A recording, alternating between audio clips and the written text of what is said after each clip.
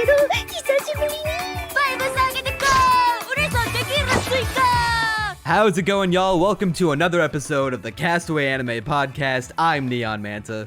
And I'm Crunchy Bagels. And today, we're doing something a little special. We're covering Pokémon the first movie. But before we get into it, as always, if you enjoy the podcast, want to hear more of our objectively correct takes, registered trademark, then be sure to subscribe to the channel so you don't miss an episode of Castaway Anime. Crunchy, how we feeling? Alright, so we have an interesting dichotomy with this movie, because you saw it as a kid, and if I recall correctly, at least prior to this podcast, did you or did you not have it as a 10 out of 10?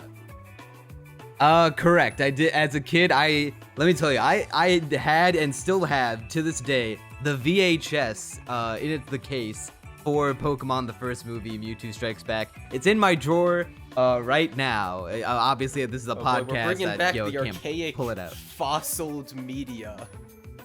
Yeah, I got it on VHS, and I was like, there was a part of me that was like, I do have a VHS player in my other room. I could just pop it in and sit my ass down in front of a small ass TV to watch it like that, but I was like, fuck it, convenience wins out. I bought the Blu-ray triple pack that had the first movie, second movie, and the third movie on the same disc.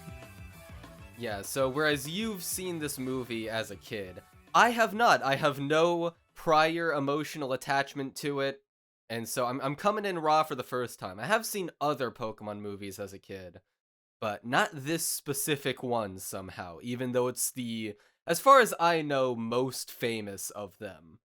Arguably, yeah. At least of all like the anime movies. We've never covered anything Pokemon anime related on the podcast before, but we have done podcasts about Pokemon on your side channel on Castaway Anyway, which you should subscribe to on A Bagel for the Road if you want to hear us talk about miscellaneous shit and do stuff like Pokemon tier lists. We've been slowly going through all the generations and ranking the Pokemon based on designs and vibes. We are currently, at the time of recording, have Gen 2 out, and we were planning on doing Gen 3 sometime soon. Sometime soon, but between both our jobs, it has taken a hot minute, but we'll get back to it, okay? It'll happen someday, one of the days. Yeah, but so on this particular day, we're talking about the movie. Yeah, what's your history with the Pokemon anime, at least as far as the Kanto season, the OG? The Kanto, so just Kanto in isolation. So I've never finished the Kanto anime. Same. I got about halfway through when I was about 12, maybe 13 years old. And I was watching it on Netflix, and then I never got back to it. And it's just been left in my memory for 7 years to collect cobwebs and for me to slowly forget what happened. And yeah, that's the extent of my relation to the Kanto anime. It's not very much. Yeah, I'm in a similar boat. I watched it, all piecemeal on, 4Kids and Cartoon Network when I was younger, so I would never watch it in the sequential order, because when you're a kid, you kind of just watch it whenever it's on, and they were kind of episodic. There was an ongoing narrative, but it was like, if you had a general idea of like how the Pokemon anime function and what Pokemon is, you can be like, oh, okay, I guess Ash picked up a new Pokemon, like a Kingler or a Krabby on his way to this gym or this Pokemon battle along the way. Okay, I guess he got a Muck. But for the movie in particular, I watched the shit out of the VHS that I had over and over and over, probably like 20 times at least. Jesus Christ. And I don't think I've seen anything that many times.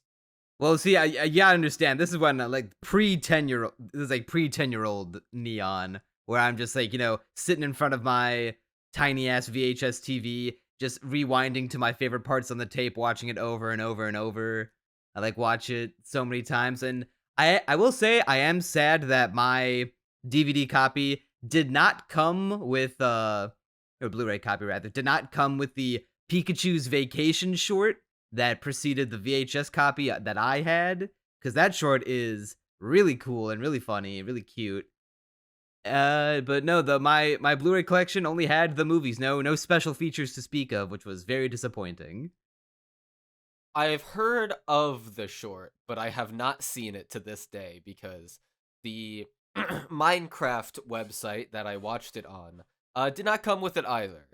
I mean, it was probably listed under something separate, but I just didn't seek it out. You know what was fucked? I checked, not that I was gonna watch it in the original Japanese anyway, Pokemon Dub Forever, baby, but because that's childhood.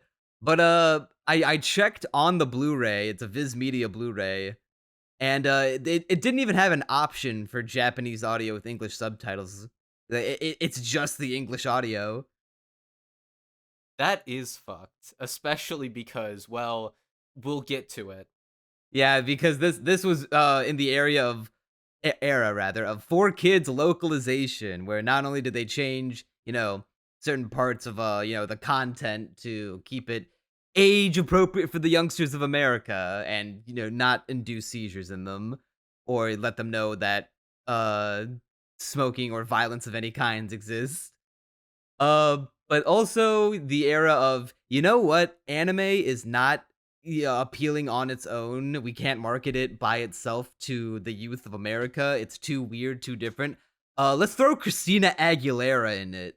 Then that way we'll make it more hip and marketable to the youngins. On that note, I started off watching this movie on the dub. I switched after 15 minutes to the sub. Not gonna lie. You're not a true believer. There are two reasons for it. The first is that the voice acting, it's fine. It's okay. Well, granted, I quit before I got to the part where, I could hear Ash and Misty and Brock's voice again. Ah, And so I you was just quit left before with, you got to the- Veronica Taylor? Are you shitting me? Yes, I did in fact quit and go to the sub. Well, see, I've never seen anything Pokemon subbed before, and so it was an interesting experience. But for the first 15 His name minutes will of the never movie, be Satoshi, goddammit. I don't care if it is technically correct. It is Ash fucking Ketchum. listen, the voice acting in the first Mewtwo's voice, I did not find very good. Personally, I liked Mewtwo's voice. It's like all just barely fine, but it's like It doesn't have the greatest it's not direction, I'll quite. give you that. I don't think it's like a corny voice or like one that's unpleasant to listen to. I just think the voice direction was not particularly strong. He's just kind of like a lot of the emotions I felt were undersold in Mewtwo's performance. I mean, maybe it gets rectified as it goes on, but once again, first 15 minutes here, I thought it could have been better. I thought the acting could have been a bit more up to snuff, especially because I've been watching Amazing, this is like so random, but Amazing World of Gumball, and so I've had like other English performances constantly in my ears for like the past week and change, and so just going to this in comparison to that, even though it is such a random comparison, it's just what's going on in my life at the moment. And hearing it, I was like, I can't take this. I need to switch to the sub. But the other reason, there's a second one that I realized once I switched to the sub, and once I realized it, I was like genuinely astonished. Because, okay, so the first 20 or so minutes of this movie are from Mewtwo's perspective. It is Mewtwo's life and how he grew to despise humanity and think, oh, humans are no good. They suck. They're fucking pieces of shit, right? And a lot of it is like supposed to be tense and this is his tragic backstory, right? And so in the dub, most scenes have like some kind of dramatic soundtrack in the background that's playing or whatever, playing at all times. I switched to the sub, and then the scene I was watching that had like a super dramatic soundtrack behind it, all of a sudden, it's quiet. All that's left in the room is the whirring of machinery as Giovanni and Mewtwo are talking to each other, as Mewtwo's being put in the suit. And I'm like, holy shit. Wait, this is so much better. Like, the scene instantly improved like tenfold as soon as there wasn't the soundtrack there. And I was like, wait, what the fuck? And so I checked some other scenes, and yeah, apparently the dub just adds music where there wasn't in the sub. And not only that, but they add in like extra lines of dialogue, at least in one specific instance as I was comparing them. And in the instance I'm talking about that I found at least, was there's this scene where Mewtwo says to himself in the sub, like, what is life, right? And in the sub, or no, I think it's why am I alive? All right, and in the dub, he says what is my purpose, but before that, he says, now that I've become acclimated to my powers, in the previous scene right before that, it was showing him becoming acclimated to his powers, like, using them under Giovanni's command. And there's this extra line of dialogue that only serves to elucidate something that was already pretty clear to me. But in the sub, they ain't they ain't about that baby shit. They know you already know. And so they just don't have it. And I'm like, wait, is the sub just objectively better? I'm watching this. Why would I go back to the dub now? When I compare the two, like, the sound direction in the sub is generally better. There was one kind of shitty song that was replaced with a more dramatic one in a specific scene in the dub, because I would just periodically compare them as I watched the movie, just out of curiosity. So the dub got like one scene better, but in most instances, I thought the sub was not only better voice acted, but its OST was used at better times. Presumably it just has better dialogue all around, presumably a more sparse dialogue in certain instances. Yeah, it's just better. It's just, I can't imagine going back to the dub now. I've been sub-pilled, what can I say? I will say, the next time that I rewatch this movie, I will check out the subbed version, because now re-experiencing the way the four kids dub with my adult brain, I'm like, wow, this is very cheesy and corny and kind of tone destroying at times. And the worst offender of this, and I know we're jumping ahead a little, but I'm low key sad that you didn't watch the dub version all the way through, because I was really looking forward to hearing your opinion on the big Pokemon versus clone Pokemon fight scene near the third act. So let me set a comparison first. When you get to the scene where Ash is like on that the statues and the buildings, and he's looking down at all the Pokemon, fighting each other with just their bare hands and claws and shit, no flamethrowers, no razor leaf, no hydro pump. What song can you describe, like, what the music was playing at the time was? During the clone fight, like, relatively tense, I'd say. There wasn't like an insert no. Okay, so hold on. Was it an instrumental let me track, like part of the reconstruct this. soundtrack, or was there like a song with vocals in it? There was no insert song. Like, during the clone fight, yeah, that was a tense instrumental. I almost got two scenes mixed up, but nah, that one was just tense instrumental in the background as they're fighting. Okay. That is not the case in the dub version. I had a feeling that was coming.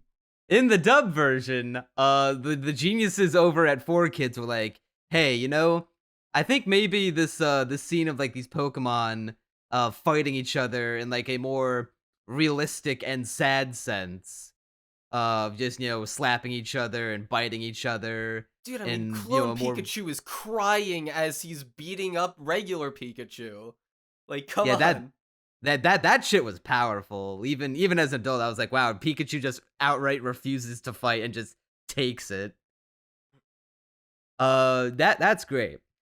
What's not great about it, though, is when the dub in 4Kids was like, what would be great to put over this like tense, sad display of like animalistic fighting, almost to like to the death. A slow jam song about was saying, "Oh, why are we fighting? What's the point of all this fighting?" There's this song called "Brother My Brother," and I'll try to sing song it a little bit for you. So imagine you're watching that scene, and then you hear this slow jam guy on the acoustic guitar, being like, "Brother, my brother, tell me what we fighting for. We have got to end this war." Like singing a song like that over the entire fight. Well, it goes back to what I was saying about how they added in that extra bit of dialogue. Like, that song's just beating you over the head with the point. Whereas in the sub, they just let it speak for itself. Like, it's a good scene. I love it. It's a horrible combination of a song that's beating you over the head with the point, and also the music is not fitting with the tone of the scene at all. It's like horrible whiplash.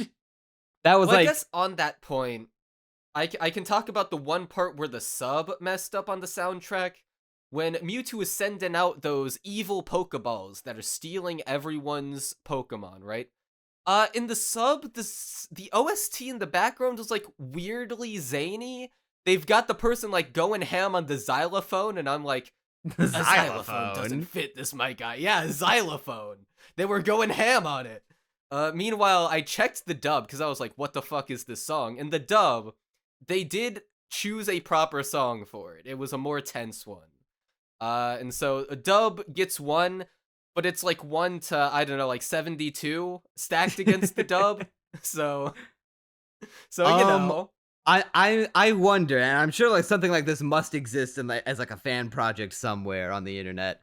If someone like cherry picked a version of the movie and like edited it in a point to where, all right, we'll keep the dub, but we'll put in music from the OG sub version when appropriate. Like we'll take out the cringe ass "What are we fighting for" song and put the OG soundtrack in it.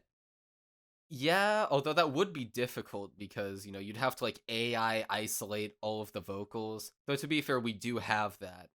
Yeah, and the movie is like, but it's it would be huge. It's been interesting. around since '98. I would not be surprised if something like that exists in some form.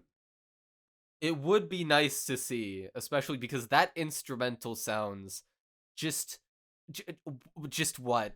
Just why? Dude, in the end credits of the movie, there's like at least three separate two like late '90s, early 2000s songs. I think one by Christina Aguilera plays at one point. And they're all by like late '90s artists that like have completely irrelevant today. Like you'll look at the names and be like Baby Spice, and I'm like, who? And the weird thing is they play like one full song at the beginning of the credit scene of like it starts with F at the beach, and then it shows Ash, Misty, and Brock wandering around, going on adventures together. It plays the whole song first, then it plays like 3 other songs, but only 1-minute snippets of each, and they like cut them together in like a weird Frankenstein mishmash. That is bizarre. In the Japanese version, it's literally just one song, and it's a really beautiful song too. I really like the ending credits song. So I don't know what's going on with the dub, man. Yeah, I will say, and this is a part of the reason why I missed the Pikachu's Vacation short, because they did the same treatment to that, except there was one cheesy but appropriate song. I forget who sings it. I think I can look it up real quick. Vacations Where I Want to Be. Vitamin C. Yeah, it's it's like a song that goes like, "Vacations where I wanna be, party on the beach where the fun is free. We don't need a holiday to start to celebrate, 'cause I need a break, I need a vacation." I mean, at least with that, it's like just a peppy short, just fun. Whereas, that's a dramatic scene that's been ruined by the pop song over it. Yeah. I am very glad that I watched the sub now, hearing that. Because I will apparently say, though, I didn't even get the worst of it. The dub though does have unironically one of my favorite lines in probably like all of fiction, where near the end after the whole thing with Ash and the Pokemon tears, which we'll touch on deeper later, but there's the line that's like the most famous line from the dub is Mewtwo's like, I see now that the circumstances of one's birth are irrelevant. It is what you do with the gift of life that determines who you are. Yeah, I don't think I do not recall that line being in the sub in those specific words. I think in the sub it was something more like I see now that we are all alive. Something more to that tune. Yeah, but definitely gonna be checking out the sub next time I see it, because I don't know if I can sit through the "Brother, My Brother" song again in what should be a very tense scene. It sounds honestly, it just sounds like sub chads are winning yet again. How many victories are piling on at this point? Uh, also, did your version of the movie, because I know you were comparing with the sub version, did your version of the movie had a deeper dive into Mewtwo's backstory? Uh, what is that, like a short? Yeah, it was like the thing with Dr. Fuji's daughter and her Pokemon. What, like the dream sequence, or is it something else? Oh, if you like, what was there a little girl that Mewtwo interacted with at any point in the movie? Yes. Okay, Yes, yeah, there you got was. the more complete version of the movie then, because the dub version did not have that because it was, to be fair, created the after the movie came out in theaters. It is yeah, the whole thing with what do they call her in the sub? Because in the dub they call her Amber. I didn't. By that point, I was still watching the dub, so I don't know what they called her in the sub. Okay, so in the yeah, that thing was I think it was like called The Birth of Mewtwo, and it was let's see, according to Wikipedia, it was first a CD drama, then it was later adapted into a short anime, included with the Japanese home release and broadcast of Mewtwo Strikes Back in Japanese televisions, and then they brought it over to North America in December 2001 as part of the Mewtwo Returns movie. That is interesting to know that it wasn't originally part of the movie, because I assume it would have originally started with just the lab breakout scene, like a Yeah, few the things the before way that that maybe, and then lab breakout. yeah, the way the original movie starts is that you start with the thing of like you see Mew and you see like all Mew going through all like the wonders of life, and then you this was a nice bit of directing and editing of how the movie starts with like little bubbles against a black background floating up to the surface, and you see Mew is just there chilling underwater with all like organic life, but then you contrast that with bubbles flowing up from Mewtwo's little incubation tank, and yeah, you just see him, a scientific project created by man, even though they're both shown to be in similar situations. I thought that was a cool bit of editing and contrast. But yeah, the movie did not originally have the stuff with young Mewtwo and Amber in the dream sequence, which is kind of crucial to understand Mewtwo's backstory. Yeah, like that's odd, because to me, like, that's a big part of what makes the movie effective. Not that there isn't other stuff on top of that, but I don't know, it's just weird to imagine that being cut out. Like, I can kind of Yes. imagine it, but at the same time, like, it's still a fair, it still makes sense without it. It's just, I don't know, it seems like it would just be less powerful.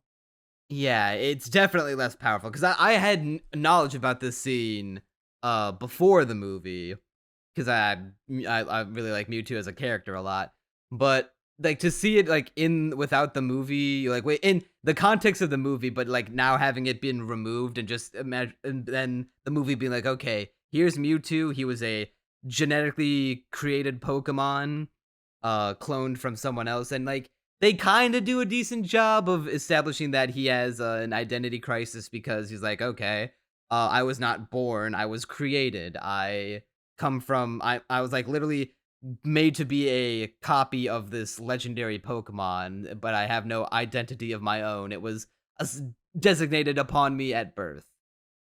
But like missing all of the things with Amber and how like he befriended her as another science project along with all her Pokemon as a upon first being conceived, but then losing her and like being filled with sadness, but then Dr. Fuji going into his memories and be like, hold on, like all these memories of my dead daughter and trying to bring her back to life, they're gonna corrupt the project, so let's just wipe all memories of Amber.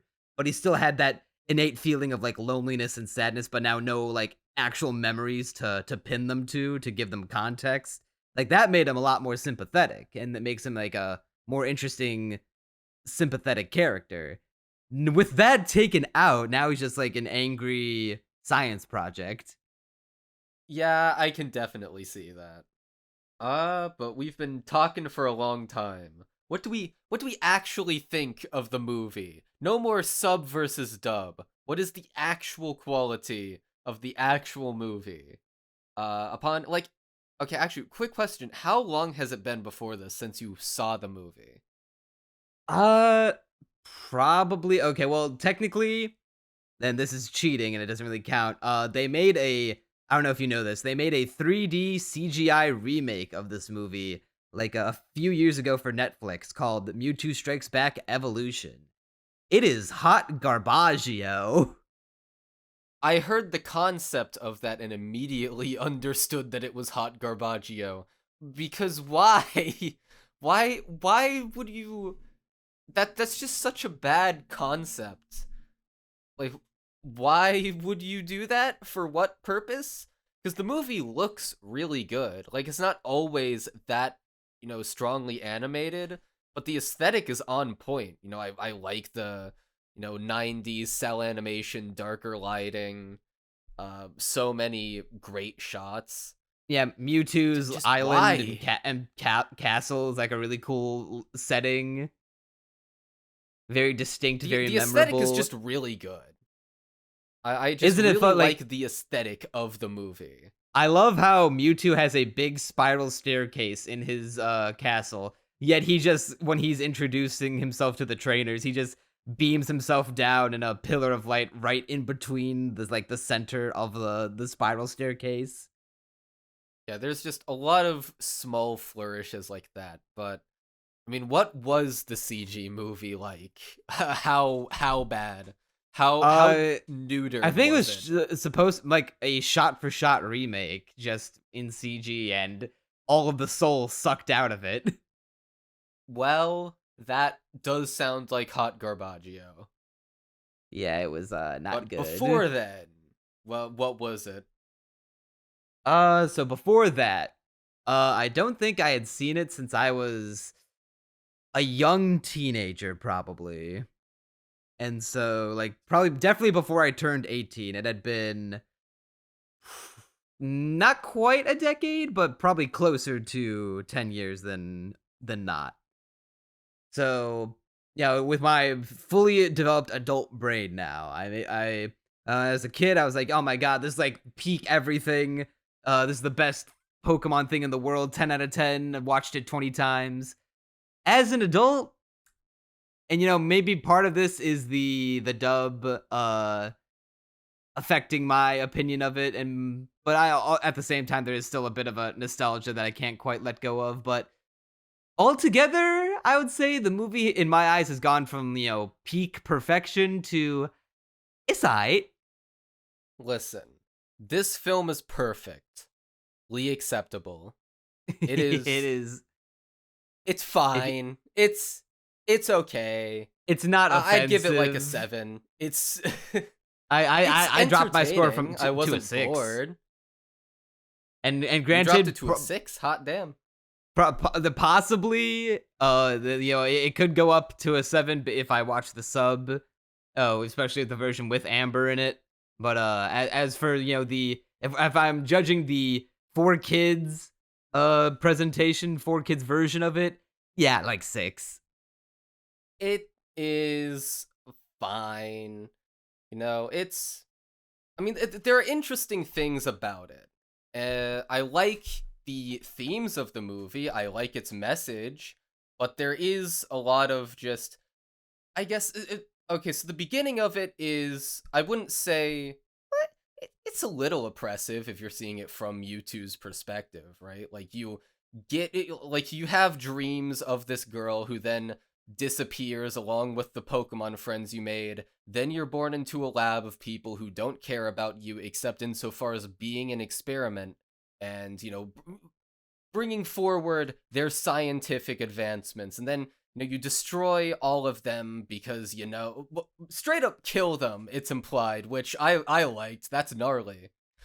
And so canonically, there are people who die at the beginning of this movie, aside from the clone of his daughter, Amber.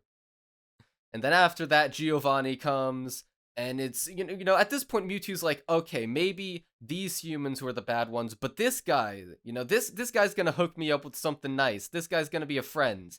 He even says like, hey, I care about you as a living creature. Those guys didn't. I can do this for you, man. And then you work for him for a bit, and then you realize, yeah, he's just like those others. He's not any better. So you're like, you know what? Screw humanity, man. This all sucks. Humanity is horrible. They're all evil. Why do Pokemon submit to them? I gotta make them clones so we can just so that we can rule the world, man. Us as Pokemon. And then you go back to Ash and Ko's kooky adventure. And from there, I guess it's kind of tonally all over the place. I wouldn't say tonally all over the place. Like it's after we get the setup of Mewtwo, we journey into typical Pokemon anime shenanigans. We see Ash being himself, getting into Pokemon battle. Then we get an invitation from Mewtwo via Dragonite to be like, hey, I'm calling all of the best trainers who are willing to brave this storm that I created to come to my island and face the greatest Pokemon trainer in the world. Do you think you got what it takes, Sonic Heroes? So they all want to go, but the storm is blocking their path. There's no ships that are going out. So only the coolest trainers, the baddest enough trainers to rescue the president, go take their Pokemon out to the storm. There's a funny thing here's a point in favor of the dub, actually, when Ash, Misty, and Brock are taken to the ship, not to the ship, the island by Team Rocket disguised as Vikings. There's this classic dub line where Brock is like, I didn't know Vikings still existed in this day and age. And then Ash says, they mostly live in Minnesota, in reference to the Minnesota Vikings football team. That's pretty good. Which does imply, in the dub at least, that America does exist in the world of Pokemon. US of A, baby. Alright, I was having a bit of trouble articulating it at first, but I think I've pinned down the point. It's not necessarily that it's tonally all over the place. It's that the beginning of the movie has a very specific tone that's really interesting once you switch to the sub, obviously, because that's the sub has creaking machinery in the background of quiet dialogue driven scenes. That's so cool, man. That's atmosphere.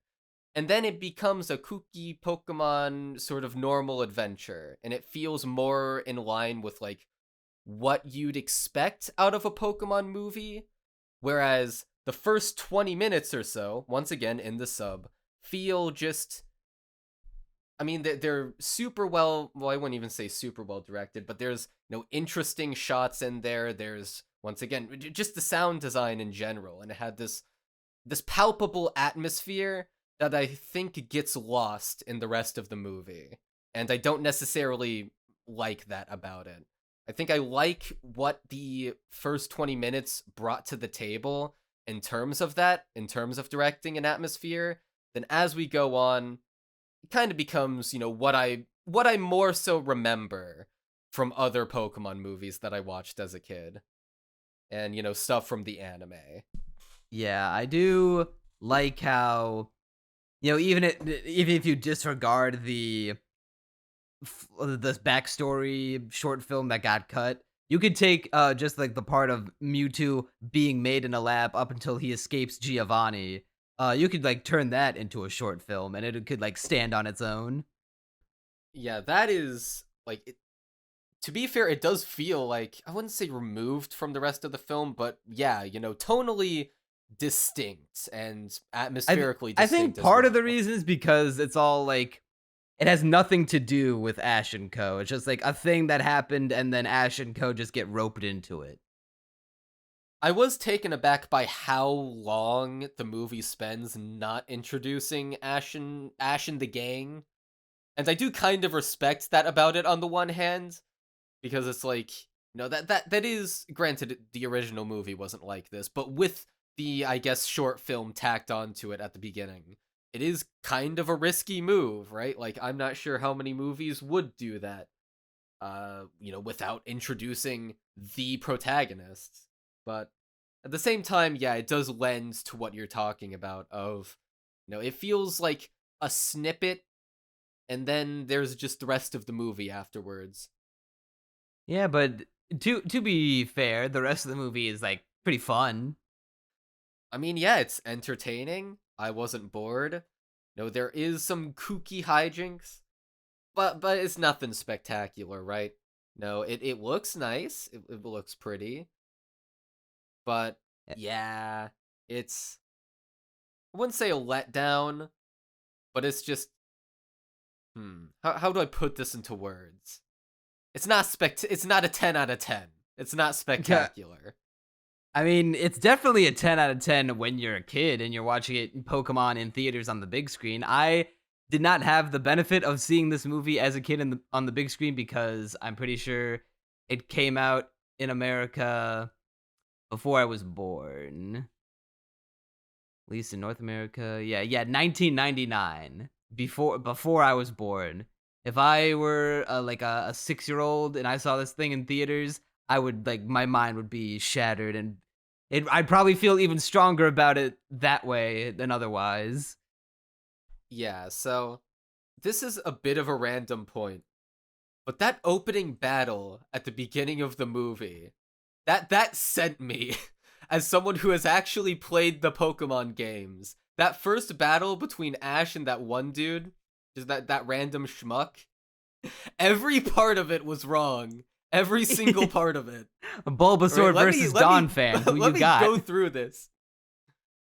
All right, so Ash, first of all, he has unevolved Pokemon after getting all 8 gym badges, which, like, sure, I get it. They're cuter that way, and that's sort of just a running thing in the anime.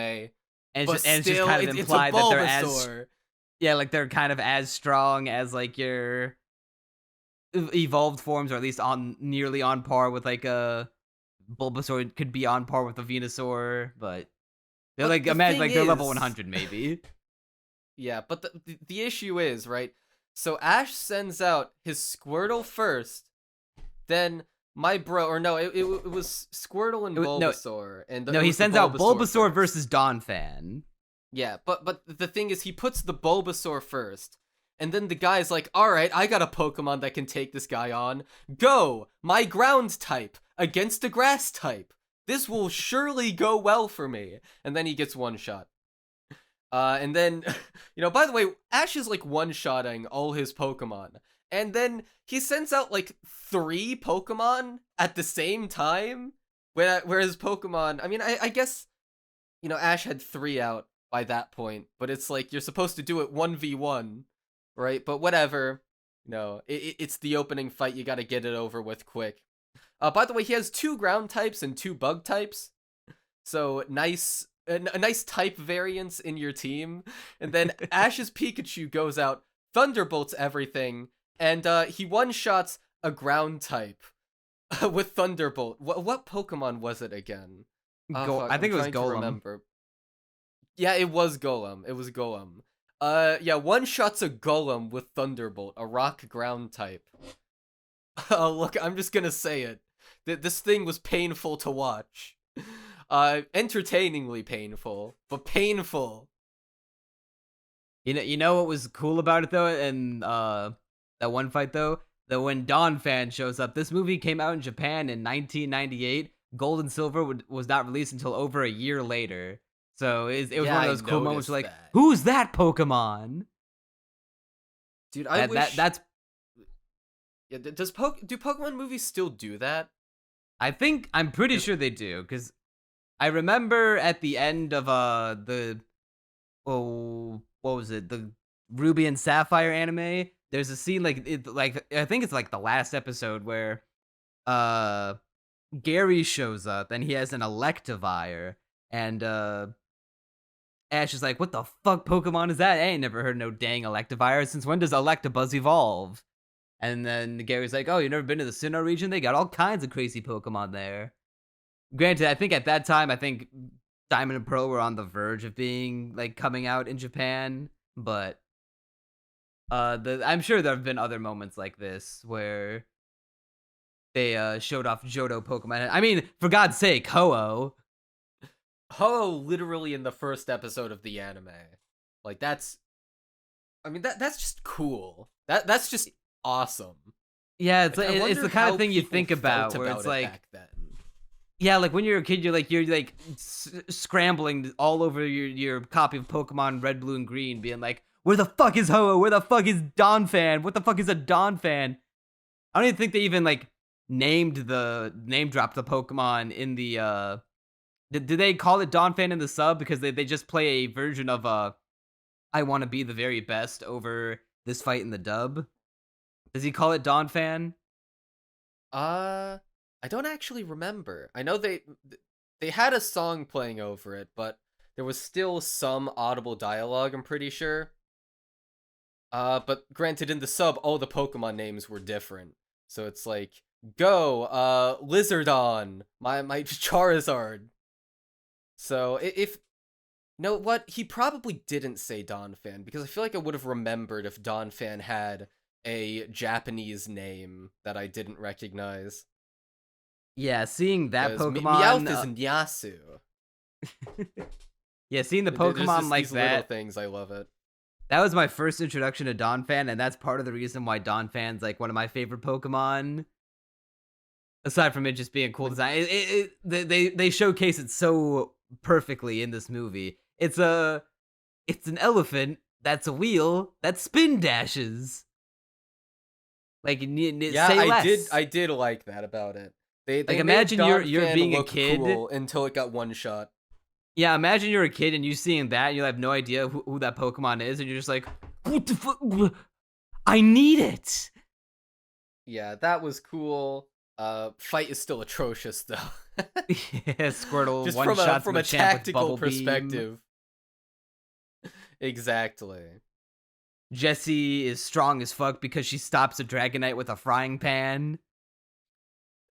That was actually really funny. I liked that shot. Just Dragonite chart. Okay, also, I just love how Dragonite looks in this movie. Dragonite looks so friend-shaped. So like, at the same time, Dragonite has always yet been adorable. a friend-shaped Charizard. He is fat, chubby, funny Charizard. I love Dragonite, and I love his depiction in this movie. And I finally saw the Mew on the windmill scene. With What Mew was it just as falling peak as I down. described it? It was as peak as you described it. It's so cute. I could watch like an hour-long compilation of that on YouTube. Dude, I Mew could just too. falling down to different blades on a windmill and just going mew, mew. Yeah, Mew, Yeah, like, Mew it- is it fun in seems this like that- movie. Mew low-key has like Mew's, gremlin like, energy. so tricksterish. Dude, Yeah, I it's like- love Mew. Like a Go little on. prankster, but like not. It never has ill intentions. It always just like is a little bit of a troll, but like won't go too far with it. Protects Ash with the bubble, and just playfully pops it with his tail, and then makes a bubble for himself and bounces on it. Yeah, speaking of gremlin energy, Japanese audio Meowth, or I guess Nyasu. I think I still prefer the dub voice based on my memories of it from the anime. But the sub voice is really good. Meowth has like pure gremlin energy in the sub voice. It's hilarious to hear. It's It's also a been female VA. it's been so long since I've heard what Japanese Meowth sounds like. Because English Meowth has such an iconic voice that it's like it makes the character. Like, he talks like this, and he's like high pitched and always making cat puns. Yeah, like I mean, Meowth's dub performance is obviously iconic, but dude, just hearing female VA Meowth doing as much of a gremlin voice as she can muster at all times is amazing. I love it. Yeah, hearing the So banter of Team Rocket in the dub will never get old to me. I feel like that's the part of the Pokemon anime where 4Kids soars, because like they're always making little jokes, they're always little jabs at each other. They have like the best chemistry. yeah, I'm not sure how it is in the dub. In the sub, they're kind of just Literally, there, James's honestly. James's first line in the movie got me to crack a big stupid grin. Where after Pikachu beats all that one trainer's Pokemon, even though he shouldn't, James is like watching from the binoculars, and he's saying, "Looks like there's another credit on Pikachu's charge account." And I'm like, "This is delightful." That was definitely not in the sub. And Jessie pulls out the frying pan, being like, when they're talking about how hungry they are, and she's like, "I can cook," and Meowth's like, "Thanks, but the last time you cooked, you wiped out 8 of my 9 lives." It's very That pleasant. was also, dude, none of those lines were in the sub. 4Kids was taking hella creative liberties. In the sub, they're just kind of there. They just kind of exist, and then they find the cloned Pokemon, and then they watch it, and then they don't do nothing. I'm still let's thinking of the Minnesota Vikings line. Yeah, so from there, what do you want to talk about? Like the themes, the actual showdown with Mewtwo, where it gets good, or you have something else you wanted to mention? How do you like before we dive into that real quick? Even though they don't matter to the plot at all, how'd you like the one-off character designs? The one-off character designs. Yeah, like just the random trainers with them. Yeah, the 3 randos with them, and the blue-haired lady who talks about the storm. And I didn't piece this together until now. Lady. Yeah, I never pieced this together until now, but they foreshadowed the tears reviving Ash at right there. It's really lazy and clumsy foreshadowing, because it's just a person who happened to know a legend that like with not, and there's not even any visual to go with it. She's just like saying it. It's like as lazy as it can get.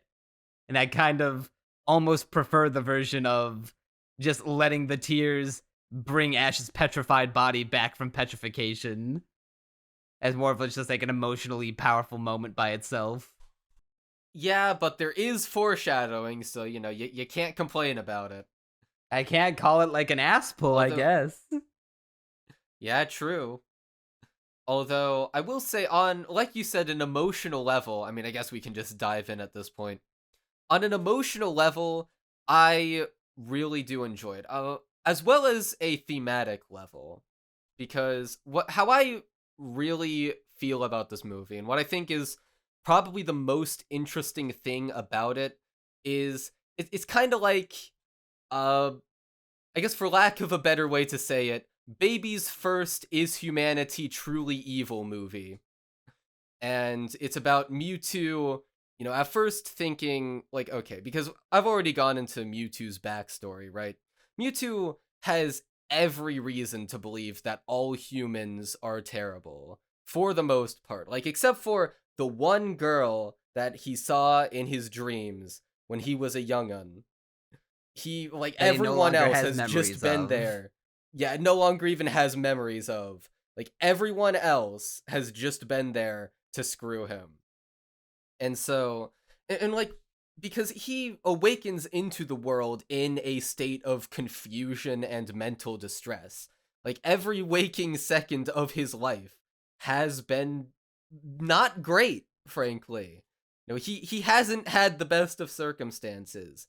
And so it's the the situation in his mind of like, okay, like all of my pain at this point has been caused by humans. Even the fact that I am alive is caused by them, and I don't like that. This life isn't very good.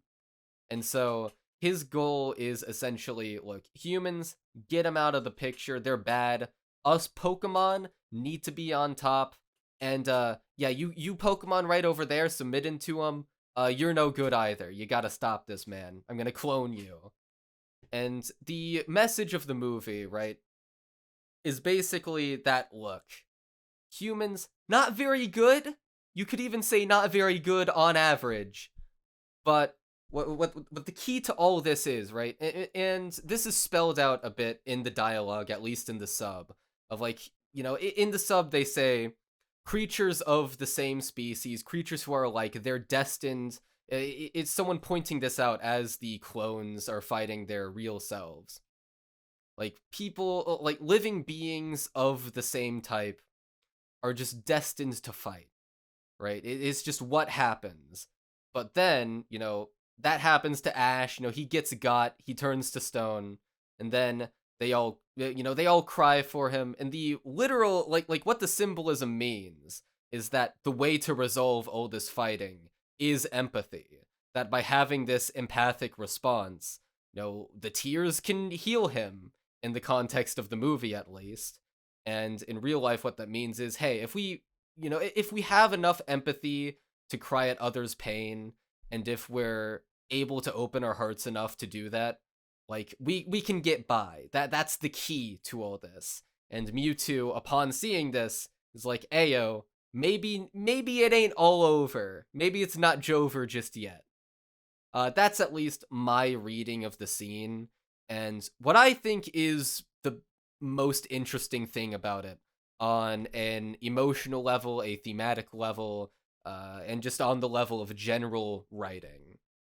Yeah, it's the way you described it as baby's first is humanity evil, is a very, it hit the nail on the head way to say it. It's not as naturally, not as emotionally deep as a child me thought it was, but it does have some things to say about like how it doesn't matter where you came from, because we're all living beings, and we're all share like the same world. We all live on the same planet, and if we stopped focusing on our differences so much and realize what we have in common, we maybe we could all get along and be friends and not have to fight our clones to the death to prove who's the superior.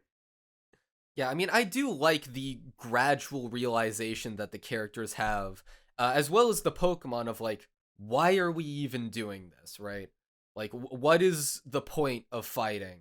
Because the clones, they've just been born, right? In the context of the movie, most of them anyway, and they're already, being ordered to fight around, and they're just like presumably in a state of confusion, in a state of just like, what am I even doing? Oh, I guess I'm doing this now. What's even going on?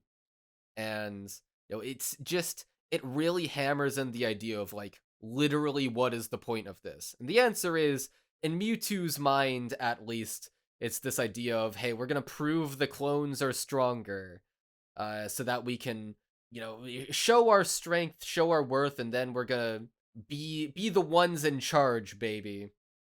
But at the end of the day, they're literally just beating themselves to exhaustion. And even Mewtwo is facing his original Mew and not winning. It's just a pointless struggle. And it's, once again, very clearly symbolic of struggle, like, just war fighting in general, between other humans, right? Just the pointlessness of it all, just how unconstructive it is.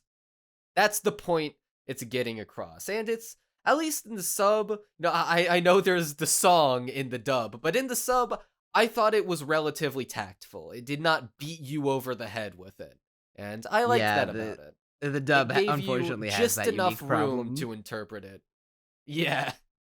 No, in the sub, I think it was a poignant message because the movie knows how to be restrained and not, explain something to you.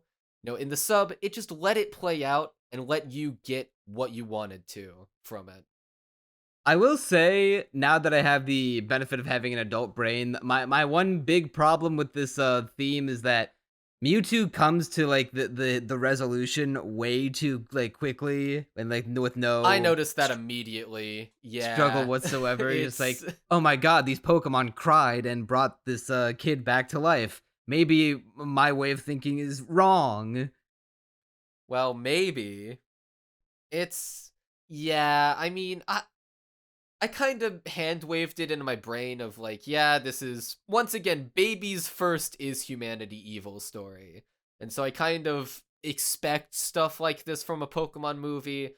But if you're thinking about it too hard, it's instantaneous, man. He goes from like one side of the spectrum to the other in an instant. It's kind of ridiculous. And I'm only, pointing that out because even if you once again you remove the extra context of the Mewtwo Returns short film, Birth of Mewtwo, whatever, just take like what was in the movie as it originally came out. Like I still got like a decent understanding of like why he feels the way he feels about humanity and his existence. Like they spent what the first 10-15 minutes of the movie dedicated to that, but then they spend all of like less what 1 minute tops of him being like, oh, I get it now. I was a big dummy head. Yeah. Also, am I this is a bit more of a nitpick, but am I the only one who thinks it's kind of lame that not all the clones have those stripes? Because they Yeah. look so cool. Yeah, I do agree. Distinguishing them from Blastoise, Venusaur, and Charizard do make them look cooler because otherwise they just kind of look identical. Maybe that was kind of the point. Like he needed all those Pokemon to like finalize like the superior clones. So that way making them 100% identical would be like, see, they're like completely indistinguishable, but they're fighting each other Except anyway. they aren't. Pikachu, Well, the other Pikachu has an extra stripe on his ears, so it's not even like completely consistent. Yeah. So I don't know what it is. Maybe now. they wanted to avoid like a race comparison. I don't know. I just don't get it, man. The stripes look cool, and it makes it well, like it makes all the fights. I mean, at least in my head, between the clones more comprehensible when you know which one is the clone, which one is the real one. Granted, it is them just beating each other senseless, so it's not like too complicated. You don't need to know which side is winning, because none of them are winning. That's the whole idea. But I still think it would have been nice to know, and also just, yeah, the stripes look cool, and why is Pikachu the only one with any difference? Aside from, true. obviously, the 3 starters. And Meowth walking on 4 legs. Yeah. So God, I speaking actually of the really liked the interactions between Meowth and Clone Meowth. Yeah. Like, Clone Meowth is just, because Meowth can talk, right? And then Clone Meowth can't and is just kind of acting like a cat. Just kind of sitting there, just kind of doing his thing. And Meowth's like, well, that's not fair. Like, all the other clones want to fight, and you're just kind of sitting there existing. And, the clone meows, and Meowth's like, well, he's saying, like, oh, well, it isn't fair that you want to fight me. Like, I just want to chill here. I enjoyed that.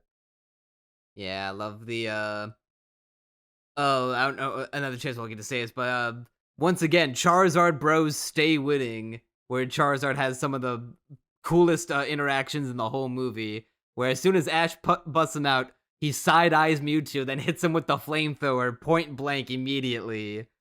I was like, hell fucking yeah, Charizard. It doesn't do anything, but like he sees the strongest dude in the prison yard and he takes a swing. I did enjoy that. And he also has the best fight in the movie of the evolved starters versus the clones by virtue of it lasting longer than 5 seconds.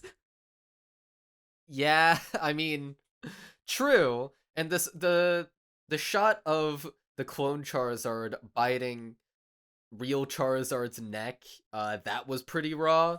I thought that was cool. Them flying in the air and shooting the flamethrowers at each other, colliding in midair, and seeing like way off in the distance. Yeah, also here's another random point. Okay, so that shot where Ash is walking out of the smoke with all the other Pokemon behind him. Hard. Ironically, kind of baller. But am I the only one who thought it looked kinda strange? Like, something about it was off to me. I Like, think I don't know if it's the because there's so many different perspective. Pokemon walking out, like the way they layered it was a little weird. They probably like animated some on different frames, like some like was maybe like on ones and twos. It just looks like I had to rewind it a few times because I was just like, this just doesn't look right. It looks off. It's difficult to put into words, but The shot it by almost itself is looks kind of raw though. the composition of it is raw. It's just the way it all moves and comes together is kind of just off. Like I said, it almost looks different from like the other shots in the movie in the sense that like when it cut back to another shot, I was like, this feels like so different for some weird reason. Like at first I thought it was animated digitally and maybe the rest of it wasn't. But, I mean, maybe that's the case, but it also could be something else. I'm just not sure. uh, yeah, it could be. I'm not entirely sure. All I know that what would you say is the best scene in the movie? The best scene. And probably something from the beginning of the movie. Just something somewhere in there. Like, there's probably a few candidates. I can't believe I went this whole time without talking about how raw Cyber Mewtwo is. Cyber Mewtwo is pretty raw, I'll give you that. Yeah, like, what's the best scene in the movie? You know what it is? I'd say it's the scene of Mewtwo destroying the laboratory. And it's because it's like such a rude awakening. Like, I'm imagining this from a child's perspective. This is like obviously to adult me, it's not that brutal. But I'm imagining child me watching that and just being like, those people died to a I'm pretty sure those Pokemon. people They did die. Yeah, they did. Like it's off screen, but it's clearly implied. And like the entire lab is blown up. Like the glass starts cracking, and it's just so. And there is like, a pretty it's such a badass rude line awakening. that Dr. Fuji says right before he blows up the lab. He's like, "We dreamed of creating the world's strongest Pokemon, and we succeeded." That did go hard. Now I was still watching the dub by that point, so I did get that line in the dub. No clue what it was like in the sub, but yeah, that was good. It's a really like Mewtwo realizing that, oh, these people, they just don't see me as a living being. They just care me insofar as their, cruel experimentation. Yeah, I'd say that's probably my favorite scene in the movie. I mean, I can't think of any others that would really top it to me. I kind of like, yeah, that one's good. I really like the one where Mewtwo throws out all those Pokeballs at the other Pokemon, and he's capturing them all and taking them away to get cloned. I like the chase of Pikachu running up the spiral staircase, dodging all of them, electrifying the ones that are coming after him, and Ash, trying to chase after him as well. Yeah, that was good. No, I I just think that was like the best like action general sequence in idea the of movie. the. Yeah, that's probably it. And let's see. I mean, I guess the other candidate would be, and granted, in the dub, obviously not the case, but in the sub, the scene of the Pokemon beating each other senseless. I think Yeah, that could like be a strong contender to like I fight with the Mewtwo lab break the scene the as Pikachu the slapping best one scene. is very very good. Yeah, that one is great. Obviously, once again, dub kind of ruins it. In the sub, it is like very poignant, I feel. Yeah, so I think the last thing to talk about is How do you feel about the legendary ending of Ash sacrificing himself, throwing himself between the blast between Mew and Mewtwo to get them to stop, and he fucking dies? I can imagine that it traumatized plenty of children to see Pikachu cry. And I will say, it still got me a little when Pikachu, because in the anime, it's a running gag that, like, hey, Pikachu thunderbolting Ash, and he goes all crazy, and like, oh, what did you do that for, Pikachu? But then in the movie, he does it over and over again, each time, his voice growing more and more desperate, as Ash just stays there, completely still, made of stone, not moving Dude, an inch. low fucking key. And maybe I need to fact check this. Does Pikachu have his own dub actor and they just get someone like in English to say like make the Pikachu noises, or What do you mean by that? Like, like separate dub actor? I'm not sure. okay, yeah, all right. No, I looked it up. No, there are separate. No, they're not separate. It is Ikoe Otani, the same actor. They just kept all the Pikachu lines. The same with Togepi, Satomi Kurogi. I'm seeing on Wikipedia. Low key, that performance is one of the best I've ever seen for Pikachu. Cause see, like hearing Pikachu's voice, like even though it's an animal, literally all it says is Pikachu, and like all the variations on the syllables of Pikachu. Hearing Pikachu's voice, like break and crack and get like more sad, weak, and desperate as it thunderbolts Ash to try to get him to wake up. That was like really good performance for a Oh, character that who was can only say one great, thing. Yeah.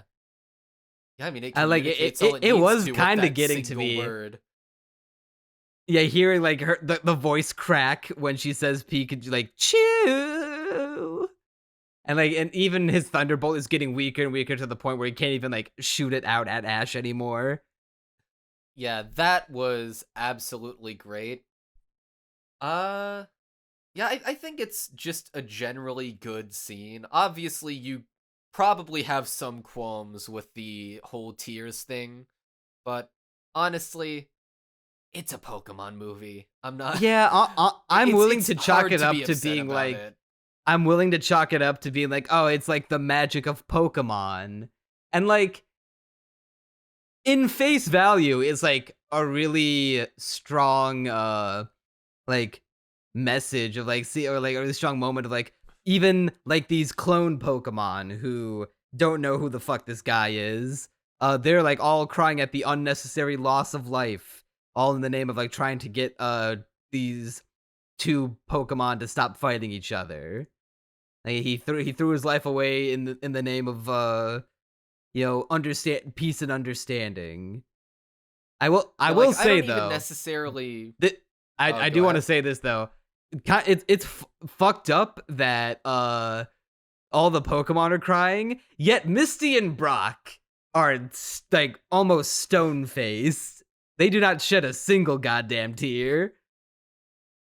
Oh, I didn't even think about that, but you're right. Like you mean to tell me the clone Pokemon don't even know who this kid is? Are gonna cry over the loss of life, but not their best friend? Yeah, yeah. Now that you say it, and now that you bring it up, but I mean, overall, I think it's like once again, no, I'm not expecting it to be completely logical, and yeah, like you said, Pokemon magic. You can literally just hand wave it with that. Honestly, I see it more as just a metaphor for the themes, like through which to deliver them. And Yeah. for that reason, I find it to be a serviceable and even kind of poignant representation of what it is getting at. And Yeah, for that, I like it. babies first is humanity evil thing. Yeah, I'd say it is a good movie overall. I think it has a good message and I think it's delivered well. No, like I've been saying.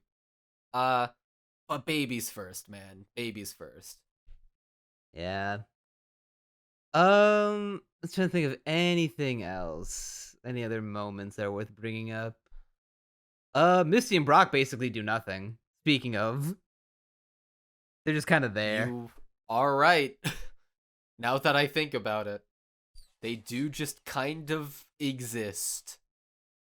Yeah, at least Misty has, I think the most she does is bring out the Staryu that helps him swim to the island. I think Brock, he literally does nothing. Oh, I guess there is one more thing. Why did they lose their memories? Like, I don't even mean the logic of why, but I just mean, why was it necessary? What was the point of them losing I think their Mewtwo was just memories? and I think like this was a good lesson for us, but you guys, like, you don't need to remember like all the scary stuff that you saw on this island. I feel like you don't need to remember all this, so I'm just gonna wipe your memories. You don't get a say in this. See, It is a little weird. Okay, so I think the idea behind it is that Mewtwo wipes their memories so that the anime does not have to take any of this into That's account. also part of the reason, I'm sure. That's lame, though. That's so lame. I think it sucks. I think they should remember this and keep that lesson in their hearts.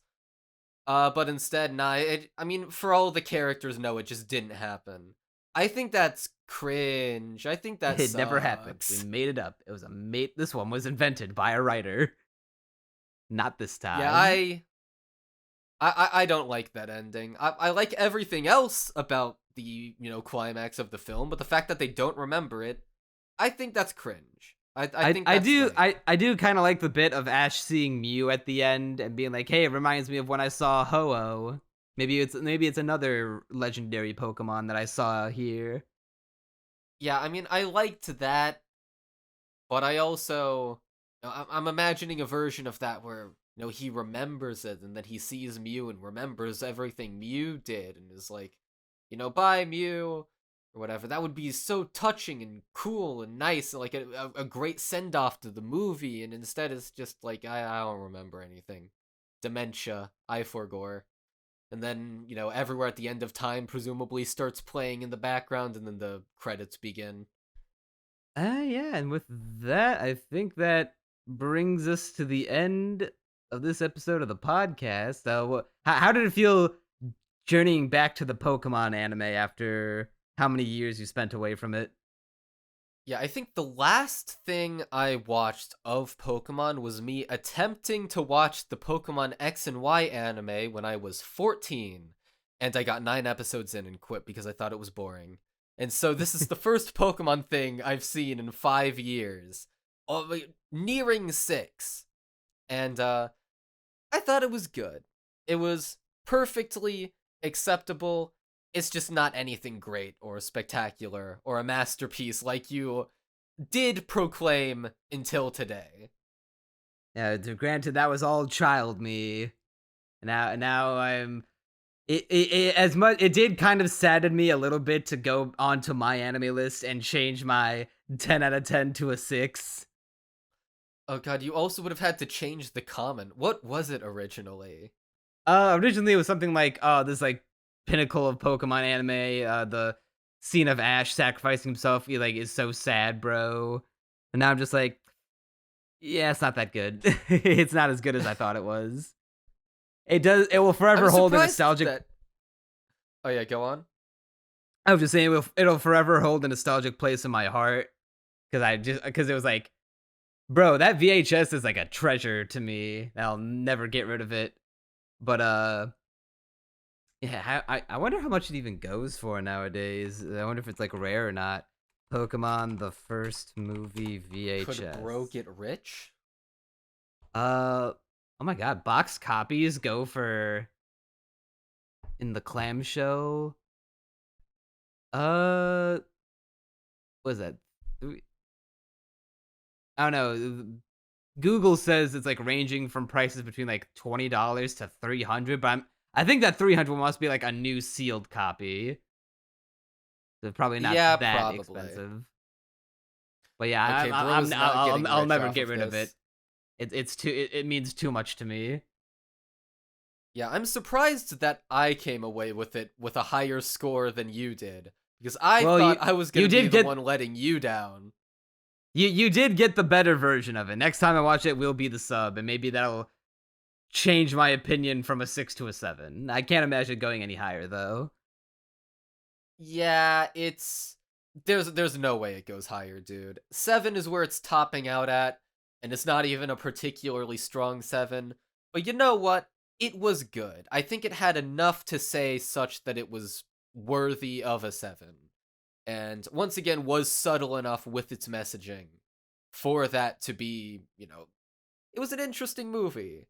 At least enough so for me to watch it all the way through and think, you know what? That was in fact worth my time. But no, masterpiece, nah. Yeah, you know what the saddest thing that I'm missed out about the movie is though? I'm sad that I missed out on the Burger King promotion that it ran alongside the movie's release in theaters back in '99. What was that like? Because I've never actually heard of that before. It was just Pokemon toys. They just made like, kids meal Pokemon toys and also had 6 23-karat gold Pokemon cards, each enclosed inside a large plastic Pokeball. Every card is a 23-karat gold-plated slab of metal inside a clear protective plastic case that came with a certificate of authenticity signed by Nintendo of America chairman at the time, Howard Lincoln. And it was, I think at the time, it was like the only way you could get Pokemon toys in America. Because, Japanese Oh, thing that's in a America cool in the late promotion. 90s. So, like, yeah, if you were a kid, that was, like, the coolest thing ever. In a similar vein, this is slightly off topic, but I, to this day, have a McDonald's Pansage card from back when they did that promotion for Gen 5. And I forget exactly what it was for. I don't know if it was tied to some movie or whatever. But I got my Pansage card and it's got the McDonald's logo on it. Maybe it's expensive. Maybe it isn't. I don't know. But I like that I have it. I think it's kind of cool. What the fuck is it? I'm reading part of the movie's Wikipedia page because I was looking up trivia about it.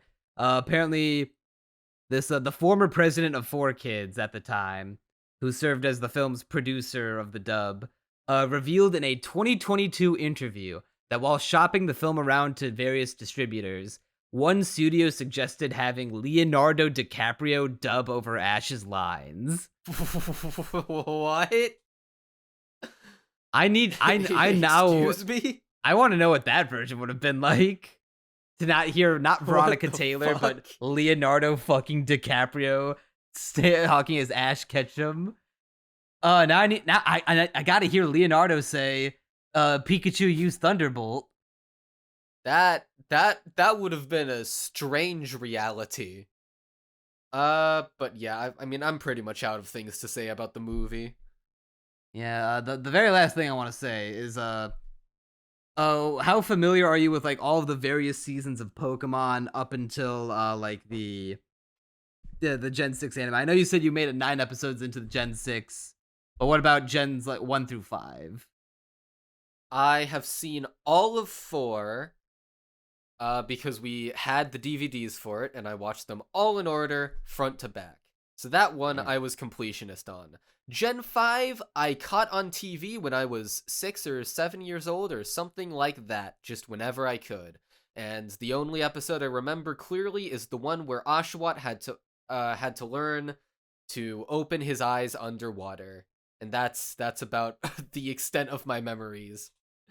And then before that, I saw like a little bit of Johto and almost nothing from Gen 3. Gen 3 is just void. I didn't watch it. Damn.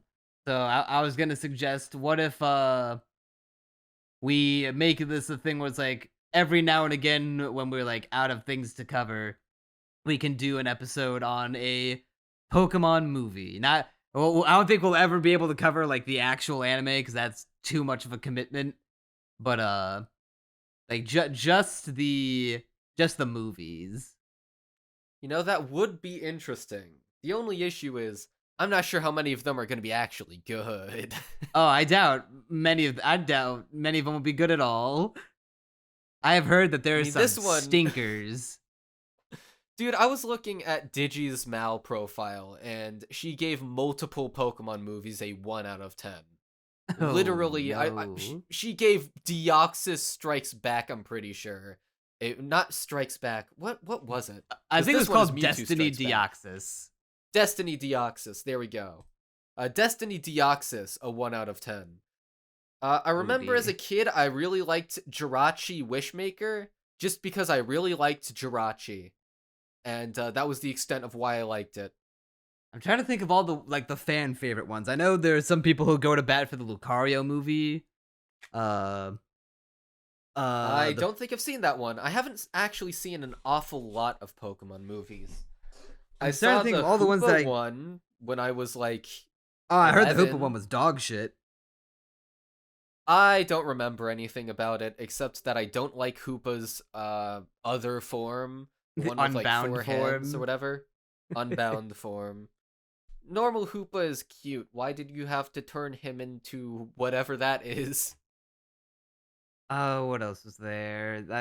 I know I've seen Pokemon Forever. It's been even Pokemon longer Forever. though. The Celebi one. It's Is been that even the- longer since yeah, I've seen Celebi that. one.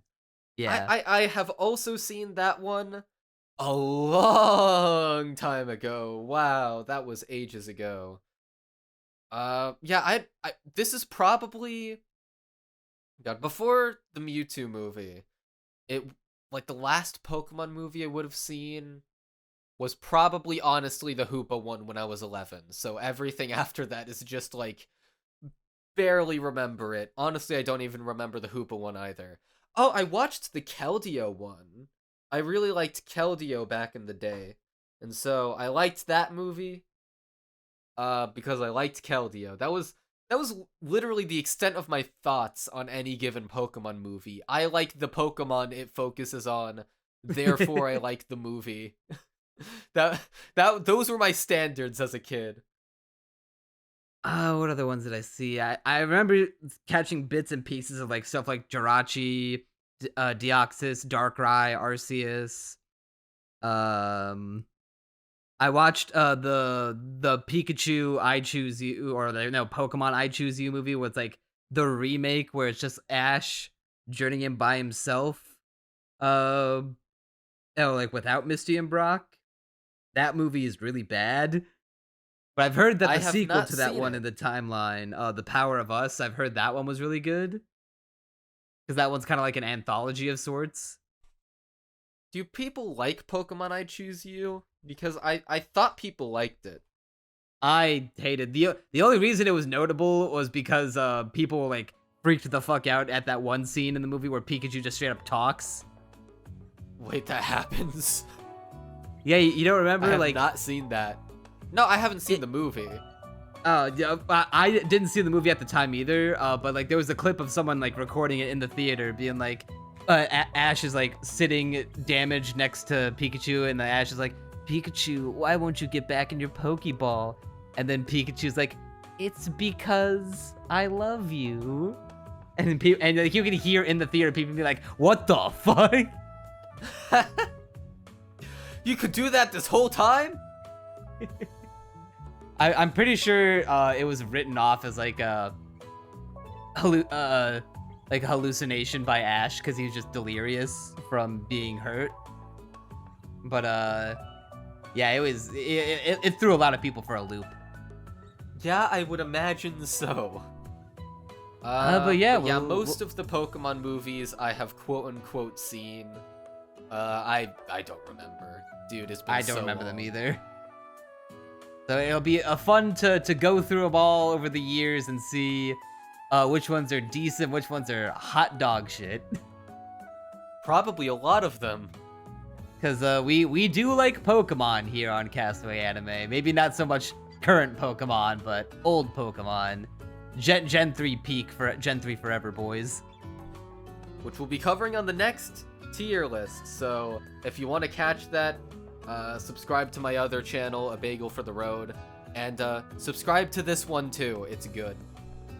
Yeah, it is very good. If you enjoyed the podcast, let us know down in the comments what you think of the show and what we should cover in the future. Make sure to subscribe to the channel so you don't miss a new episode. Subscribe to Crunchy's channel. Check out all our socials linked down below. That'll do her for this episode of Castaway Anime. I'm Neon Manta. And I'm Crunchy Bagels. And you'll see us next time.